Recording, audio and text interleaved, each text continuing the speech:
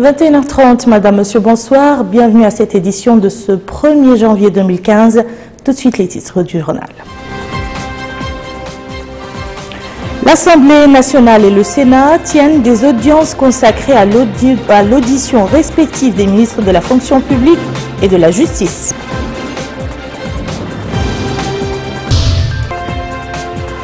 La ville de Chingiti est en préparation pour accueillir la 2e édition du Festival des villes anciennes.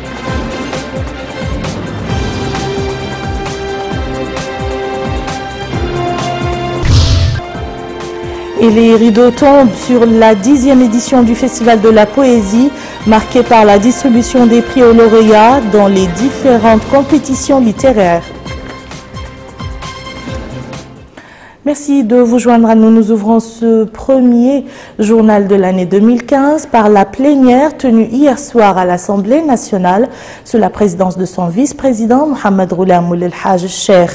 Une séance au cours de laquelle le ministre de la fonction publique, du travail et de la modernisation de l'administration a répondu à une question orale de la députée Fatma Mentelmedah relative à la situation des personnes handicapées.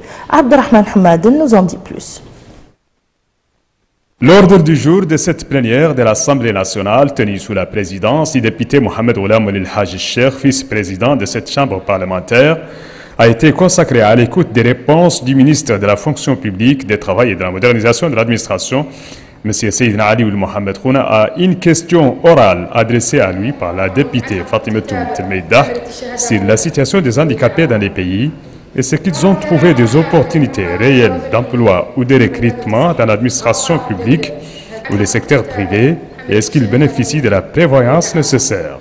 Le ministre de la fonction publique, du travail et de la modernisation de l'administration a indiqué dans ses propos que la promotion des franges vulnérables de la société occupe une place primordiale dans les programmes du président de la République, M. Mohamed El Abdelaziz, passant en revue les mesures prises par le gouvernement pour concrétiser cette promesse électorale, notamment la ratification de la Convention internationale relative aux droits de l'homme et la création d'une direction centrale chargée des affaires de cette frange au sein du ministère des Affaires sociales. M. Seydina Ali Mohamed Khouna a rappelé que le gouvernement distribue aux handicapés des équipements, des fauteuils roulants et des béquilles d'une valeur dépassant 50 millions de Gouya par an. À cela s'ajoute, a dit le ministre, l'appui financier fourni aux organisations des handicapés et qui sera généralisé dans toutes les wilayas du pays. Dans leurs interventions, les députés se sont interrogés sur le climat dans lequel s'est déroulé le concours de recrutement des handicapés dans la fonction publique, appelant le gouvernement à prendre en considération leur situation physique et psychologique et à leur fournir les moyens nécessaires pour accomplir leur travail. Le ministre a repris la parole pour rassurer les députés que son département est tenu à garantir le respect des règlements de travail et surtout les conditions spéciales pour les handicapés, faisant remarquer que le gouvernement planche actuellement sur l'accomplissement des textes organisationnels et d'application relatifs au travail de cette frange. Question orale adressée également au ministre de la Justice, cette fois-ci par une sénatrice, en l'occurrence Zainab Mtedded, concernant les mesures et dispositions prises par ce département face aux difficultés auxquelles est confronté le secteur de la justice. Mohamed Leminoul Bakar. Adressée au ministre de la Justice, la sénatrice Zainabou Mtedded s'est appesantie sur les dysfonctionnements constatés au niveau du secteur de la justice, tant sur le plan du cadre juridique que sur le plan des ressources humaines, des équipements et des infrastructures. Et de constater que cet état des choses se manifeste surtout à travers le surpeuplement des prisons, la dégradation des conditions des détenus et la multiplication des violations. Avant de demander au garde des Sceaux si son département prend en considération l'ampleur des difficultés dont souffre le secteur et quelles politiques et mesures sont appliquées par le gouvernement pour faire face aux problèmes posés. En réponse à ces interrogations, le ministre de la Justice, Sidi Zeyn, a indiqué que les propos de la sénatrice correspondent plutôt à l'évaluation de la situation du secteur en 2009, soulignant la nécessité pour les autres de s'informer sur les réalisations accomplies au cours des dernières années pour avoir une vision claire de l'évolution du secteur. Au plan des infrastructures, des palais de justice ont été, a dit le ministre, construits et d'autres sont en cours d'exécution dans les wilayas du pays. Concernant le surpeuplement des prisons, le ministre a souligné que les centres de détention ont fait l'objet d'extensions pour accompagner la croissance du nombre de prisonniers consécutif à la montée relative de la criminalité, précisant que le surpeuplement des prisons en 2009 dépasse malgré tout celui d'aujourd'hui. Au sujet des ressources humaines, le garde des Sceaux a dit que le département a axé ses efforts sur l'amélioration des compétences et du cadre de vie du personnel, évoquant dans ce cadre le recrutement de magistrats et de greffiers formés par l'École nationale de l'administration, de la magistrature et du journalisme pour remplir les critères internationaux en la matière, à savoir un magistrat pour un nombre déterminé de personnes, en plus de l'amélioration des avantages matériels et moraux des hommes de la justice.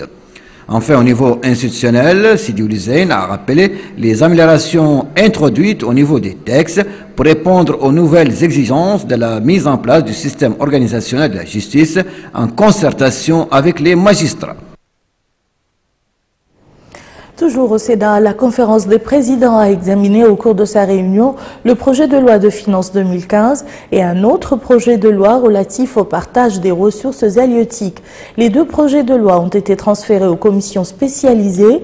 Réunion également de la commission économique et du plan qui a examiné le projet de loi autorisant la ratification de la convention de prêt signée entre notre pays et le Fonds saoudien du développement destiné au financement du projet agricole de Rkiz. Le ministre de l'Agriculture était présent à cette réunion. Venons-en à présent à la conférence de presse tenue hier par des membres du gouvernement pour commenter les résultats du Conseil des ministres. Conférence de presse ouverte par le ministre des Relations avec le Parlement et de la société civile, porte-parole du gouvernement.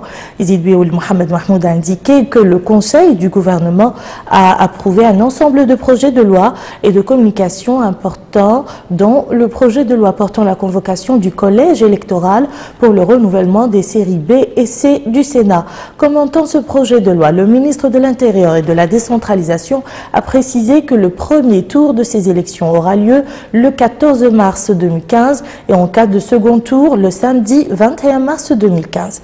Il a souligné également que les candidatures sont reçues par le représentant local de la Commission électorale nationale indépendante CENI entre le mercredi 28 janvier 2015 à 0h et le jeudi 12 février 2015 à minuit, précisant que la campagne électorale commence le vendredi 27 février à 0h et s'achève le jeudi 12 mars à minuit.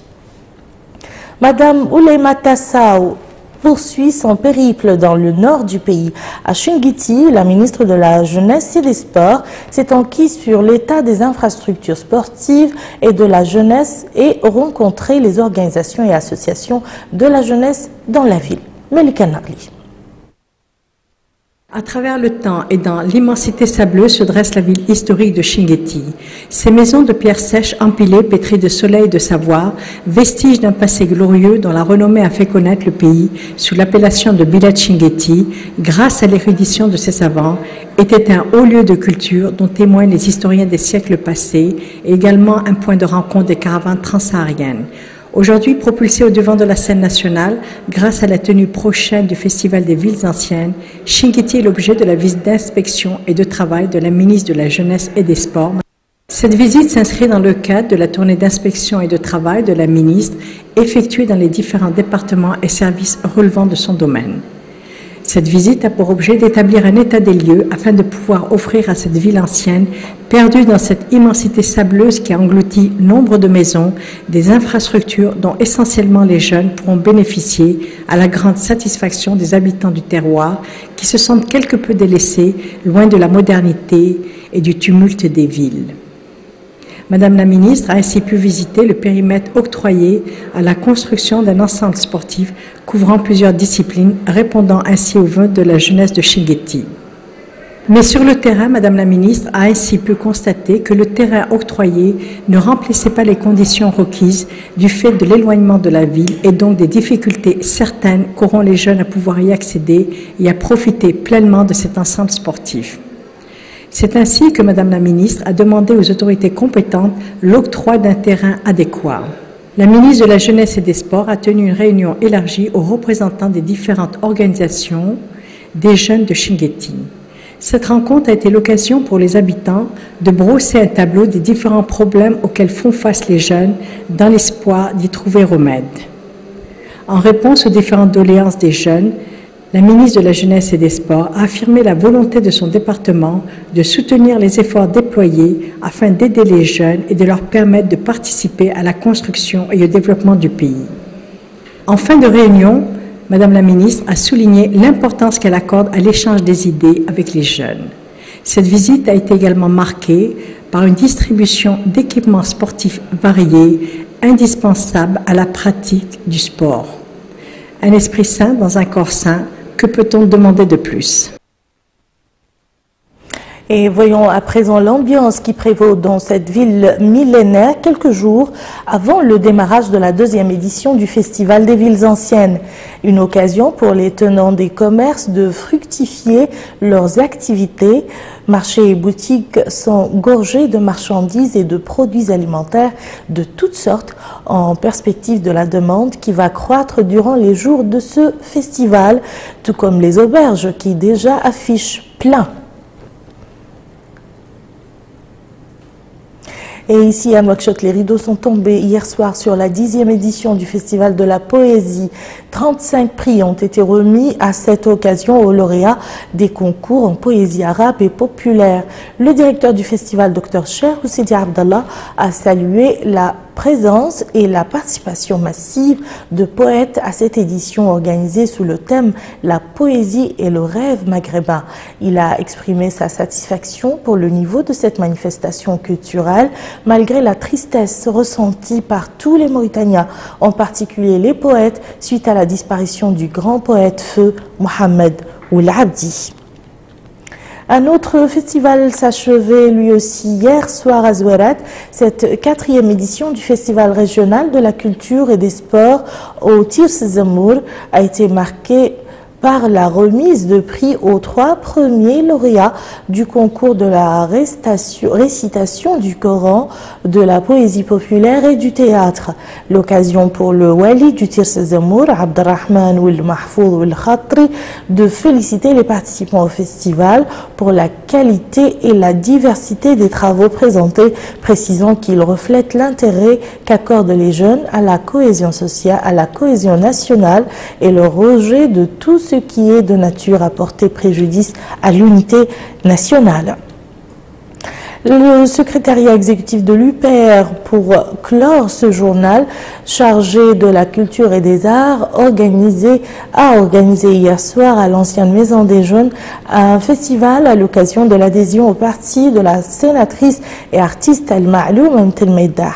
La manifestation a été émaillée par les interventions des dirigeants et cadres du parti qui ont de façon unanime considéré que l'adhésion de la sénatrice est la preuve que le parti est sur la bonne voie et qu'il concrétise le projet national ambitieux pour lequel le président de la République l'a fondé. Une occasion aussi pour le premier vice-président de l'UPR, Mohamed Djeil Sidati, de souhaiter aux membres du Sénat qui a selon lui choisi de participer au processus de réforme et de construction. Ainsi prend fin cette édition. Je vous en rappelle les principales informations. L'Assemblée nationale et le Sénat tiennent des audiences consacrées à l'audition respective des ministres de la fonction publique et de la justice. La ville de Chinguetti est en préparation pour accueillir la 2e édition du Festival des villes anciennes.